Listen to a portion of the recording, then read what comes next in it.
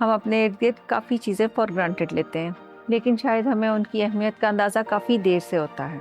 शायद इनमें सबसे ऊपर हमारी सेहत है। मैंने 2012 में अलाइड बैंक के थ्रू एक सेमिनार अटेंड किया था, जिसमें we were taught how to self examine for the possibility of breast cancer.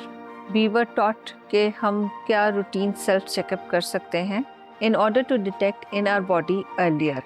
एक दिन यूं ही in April 2022 I felt something. I immediately knew. हमने चेक करवाया, it was indeed cancer. We decided कि हम इसकी ट्रीटमेंट सिर्फ शौकत खानम से ही करवाएंगे। We went there, they admitted me. हमें बताया गया कि शौकत खानम अलाइड बैंक का पार्टनर हॉस्पिटल है and the bank will be taking care of all the finances. मेरे सीनियर्स और कोलीग्स ने भी मुझे हिम्मत दी और कहा गया कि आप सिर्फ रिकवरी पे ध्यान दें और किसी चीज़ के लिए परेशान ना हों।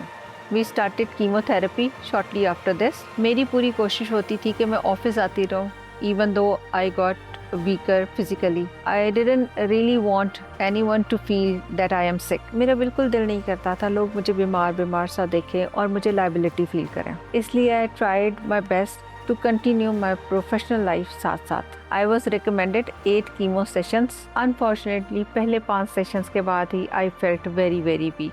But the bank supported me and gave me work from home. Then a vacation for my surgery, which was in October 2022.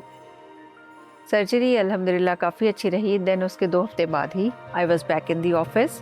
During this whole process मेरे काफ़ी कोलीग्स, सीनियर मैनेजमेंट और रीच आउट सब ने हौसला दिया, अपनी स्टोरी शेयर की। If someone had a cancer patient in their home या खुद कोई उससे गुजरा था, we used to talk about it.